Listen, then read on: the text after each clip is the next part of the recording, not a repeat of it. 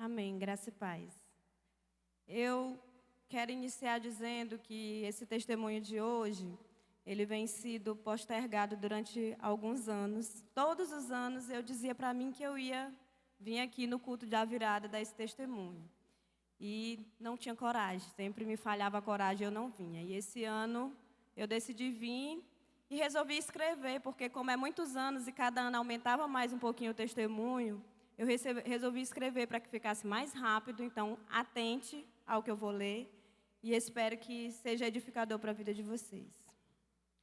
Meu testemunho começa há 8 anos atrás, eu espero não chorar, calma. Meu testemunho começa há 8 anos atrás, quando Deus colocou no coração do meu esposo o desejo dele ir estudar medicina fora do país. Na época, eu não sabia ao certo se era apoiar ou não. E foram muitas conversas e orações, até que tudo se encaminhou para que ele fosse. Nessa jornada, que se iniciou a partir daquela ida para a Bolívia, vivi muitos testemunhos que contei em alguns momentos na minha célula e em quem me acompanhava de perto.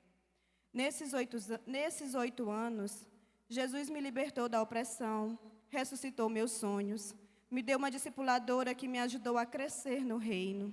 Entrei para o ministério de louvor, que era algo que queimava em meu coração e que eu achava impossível, pois não me achava capaz. E hoje, cantar para Jesus neste altar é uma das coisas que mais me fazem bem e feliz. Meu esposo se converteu na ida para a Bolívia, 2 anos depois que ele estava lá. Porém, ao longo do tempo, ele se desviou. Passamos muitas dificuldades financeiras para que ele pudesse estudar. Eu trabalhava em 2 empregos, dava plantão no lugar dele como enfermeira em uma cidade aqui perto, Bernardo do Mearim, para que o salário dele o mantivesse lá onde ele estava. Trabalhava na prefeitura daqui e me virava em casa com os filhos, com mãe, com tudo que eu tinha para resolver ainda. O hospital que eu dava plantão em favor dele, enquanto ele não vinha de férias, fechou e ele perdeu o emprego. Então, para continuar ajudando ele lá, no dia do meu aniversário, eu pedi para os colegas de trabalho que não me dessem presente, que me dessem dinheiro. O valor que eles fossem comprar o presente, eles me dessem em dinheiro. Eles se juntaram, me deram um envelope, e esse valor que eu recebi, eu investi, comprei blusas para vender. E comecei a vender blusas e trabalhar na prefeitura para ajudar a manter ele lá na Bolívia estudando.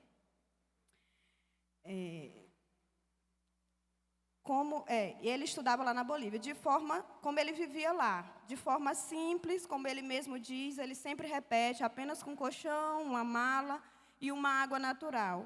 Sempre quando ele diz isso, eu me lembro quantas vezes a gente bebe água gelada e nem percebe o quão precioso é, porque toda vez que ele vai dizer das dificuldades que ele passou lá, ele diz, eu só tinha um galão com água natural para beber, por causa do desejo que ele tinha de beber água gelada, porque ele não tinha geladeira lá.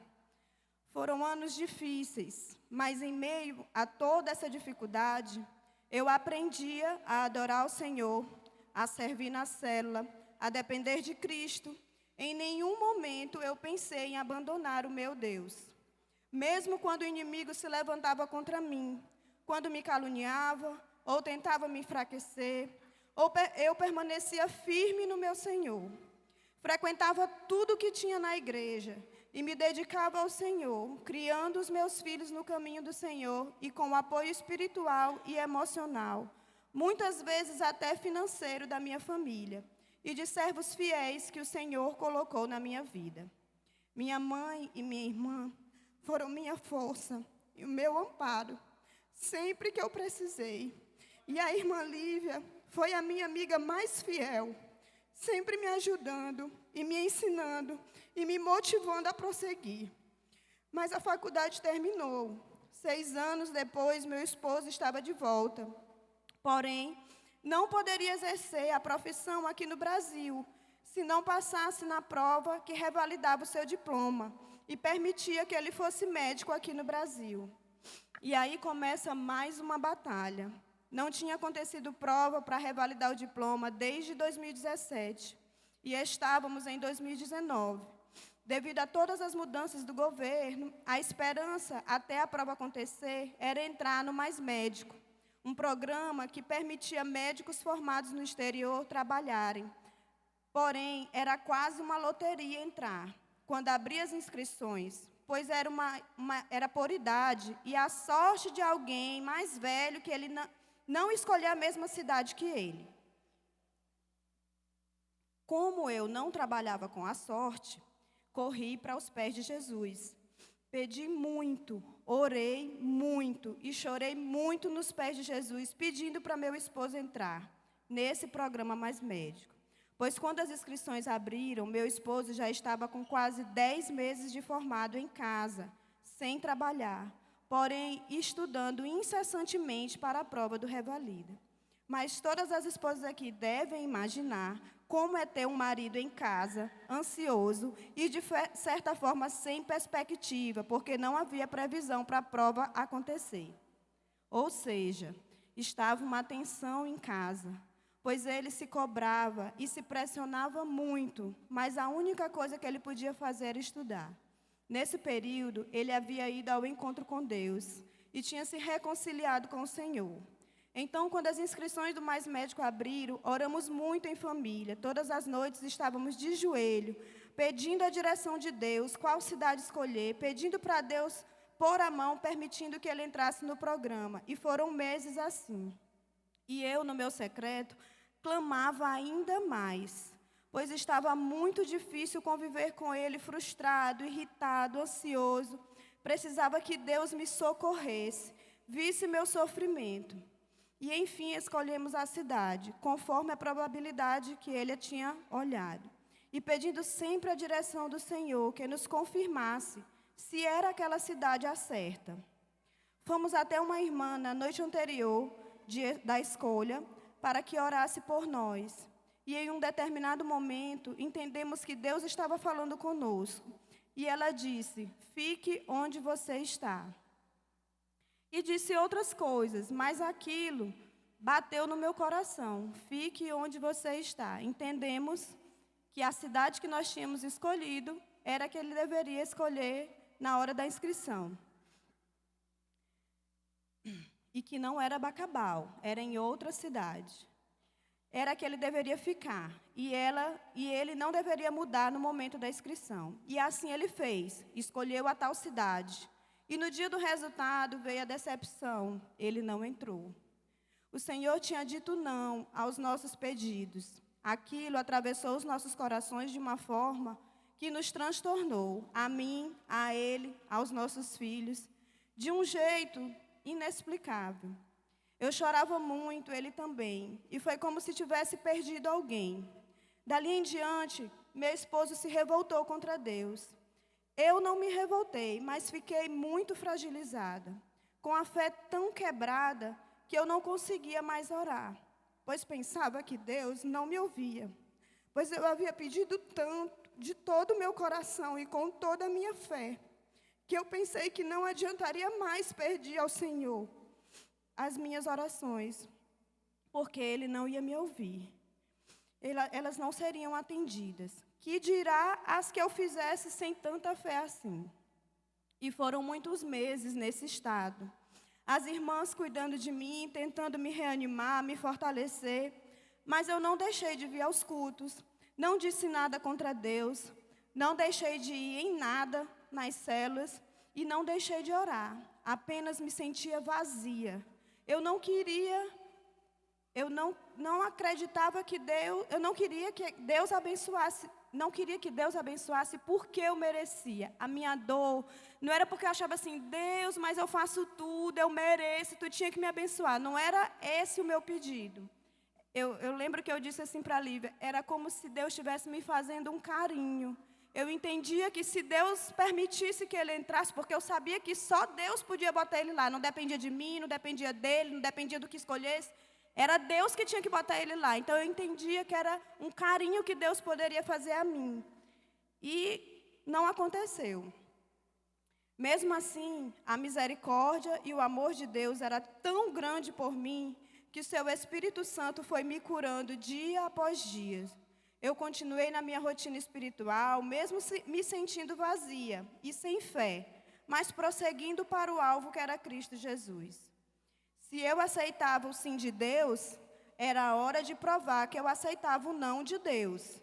E em uma das visitas da irmã Lívia, que estava nos acompanhando, para ajudar-nos a entender, ela disse: vocês não podem ter interpretado errado lá na hora que a irmã estava orando, né? Porque como ela falou, a gente se agarrou naquela palavra e achou que tinha que acontecer, porque Deus tinha dito que tinha que acontecer. E ela disse assim: mas será que não foi vocês que entenderam errado o que Deus disse? Porque Deus não erra nunca. Deus não erra. É mais fácil vocês terem errado do que ela ter errado. E aquilo bateu no meu coração e eu fiquei pensando naquilo ali. Bateu forte no meu coração. E no momento que eu fui orar, o Senhor disse ao meu coração: você está em Bacabal. Disse para que ficasse em Bacabal. E realmente, se meu esposo tivesse optado por Bacabal, ele tinha entrado, porque a pessoa que entrou era mais nova do que ele. Deus já sabia tudo o que iria acontecer, pois eles são dos nossos corações. E dessa data em diante, meu esposo não quis mais saber de Deus. E eu segui em direção ao Senhor, servindo a Ele e sendo curada e fortalecida por Ele. Mas se você pensa que acabou por aqui, está enganado, pois a obra de Deus não para. E o melhor de Deus sempre está por vir. Tudo isso que contei foi para que você entendesse a grandeza de Deus, do Deus que servimos, e para entender o que Deus fez no meu testemunho. Após 2 anos e meio, esperando ter a prova do Revalida, abriram as benditas inscrições. Ele estudando incessantemente de ser da manhã à meia-noite, todo santo dia, ninguém podia falar, ninguém podia tocar, parava só para comer, ninguém podia fazer nem barulho dentro de casa. Imagine você 2 anos com 2 meninos, sem poder fazer barulho dentro de casa, porque o homem só estudava. Pois você tem noção aí do que eu passava. Em março, as inscrições abriram em março de 2020 para uma prova que seria em agosto. Porém, veio a pandemia, que atrasou a prova. Lá vem a pandemia, a prova que era para ser em agosto, passou a ser em dezembro. A primeira etapa, que era 2 etapas ainda por cima, não era nem fazer a prova e passar, ainda tinha uma outra etapa para começar outra angústia. Ele fez a prova teórica, a primeira etapa, e passou na primeira fase. E começou a se preparar para a segunda fase. A segunda fase era uma prova prática, onde ele teria que simular um atendimento por 10 minutos, sendo filmado, uma pressão enorme. E desde que saiu o resultado da primeira etapa até essa segunda etapa, eu era paciente todo santo dia. Eu fui acidentada, foi feita cirurgia em mim. Tudo que podia ser feito para esse homem treinar essa bendita prova, nós estava lá, eu não aguentava mais, já estava assim mesmo saturada daquilo ali, eu não aguentava mais. Mas a prova saiu, aconteceu em julho. Quando aconteceu a prova, nós fomos para São Luís, a prova foi lá, e o tempo todo com muita oração, eu orava muito, mas nesse momento, o meu coração, ele já estava mais tranquilo. Eu dizia: Senhor, seja feita a tua vontade. Pode ser o sim, pode ser o não, pode passar, pode não passar. Dessa vez, eu estou preparada para tudo. E eu disse, realmente, ali naquele momento, eu descansei no Senhor. Fui levar meu esposo para fazer a prova, no primeiro dia. Quase não saio de lá, deixei ele lá e fiquei do lado de fora, orando mais os meus filhos dentro do carro, pedindo bênção para eles se tranquilizarem, para eles se acalmarem. Não só ele, como todos que estavam lá. E aí, fui buscá-lo no final do dia.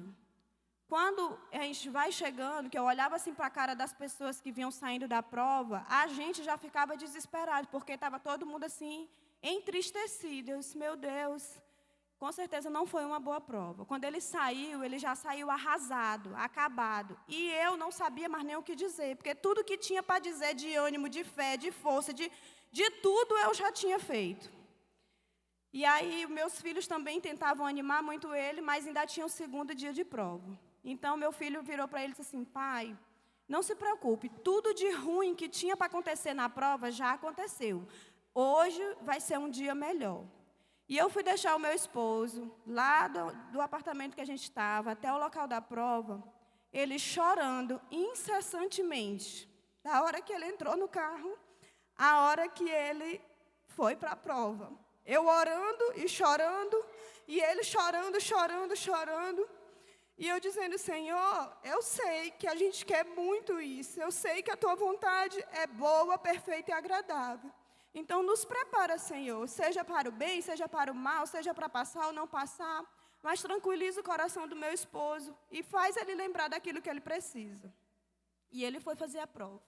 Fui buscar, ele achou um pouco melhor, mas a gente precisava do resultado. Quando o resultado saiu, meu esposo não passou. Ele não atingiu os pontos necessários para passar na prova. E aí abriu o recurso, o famoso recurso, que a gente vai questionar aquilo que a gente disse ou não disse. Mas ele ficou tão desanimado por ele não ter passado, porque ele estudou tanto, e precisava de 8 pontos para ele alcançar a nota. Ele precisava de 8 pontos para alcançar a nota. E aí ele virou logo para mim e disse assim, não adianta entrar com recurso não, porque é muito ponto. Se fosse 1, 2, mas esse tanto de ponto eles não vão dar. E como a gente já tinha passado por muitas situações em relação a essa prova, que realmente era só do jeito que eles queriam, eu fui logo desanimando. Entendi logo assim, Deus não deu, tá bom, beleza, tudo bem. Mas o assunto lá em casa era só revalida. Então, era 3 dias de recurso. No primeiro dia ele me desanimou, disse que não precisava e tal. No segundo dia, a gente à noite, eu já tinha chegado do serviço, conversando, ele abriu o celular, sem motivo algum, entrou numa live, que só era de revalida, né? O Instagram que a gente abria só era falando de revalida, porque só era isso que a gente pesquisava.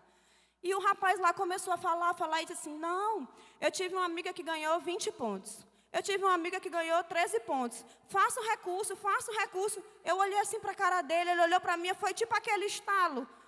Aí eu virei para ele e disse assim, olha, amanhã tu vai te levantar às 6 horas da manhã, tu vai te sentar naquela cadeira ali, e o que tu respirou em pensar de perguntar para esse paciente, tu vai botar no papel lá e nós vamos fazer esse recurso. E assim ele fez. Antes disso, quando eu falei para ele que ele ia fazer, que eu virei para o celular, que eu passei o vídeo, cantou aquela música assim, ó. É que eu não desisto de você, meu filho. Aquilo ali bateu no meu coração, como se Deus estivesse me dizendo assim, vai, que agora é a vez. Eu não desisto de vocês. E aí ele foi de manhã, se sentou 6 horas da manhã. Quando foi 4 horas da tarde, ele me mandou uma mensagem, vem que eu terminei de fazer, para a gente lançar no sistema.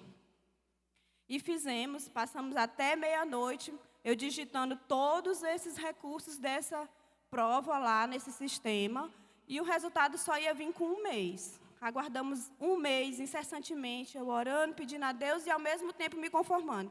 Não, Senhor, eu sei que não é a hora, talvez não seja a hora. Para mim não criar expectativa, porque a gente tem fé, mas ainda vacila, né? Em vez de crer e confiar, não, ainda fica achando que Deus não vai entregar.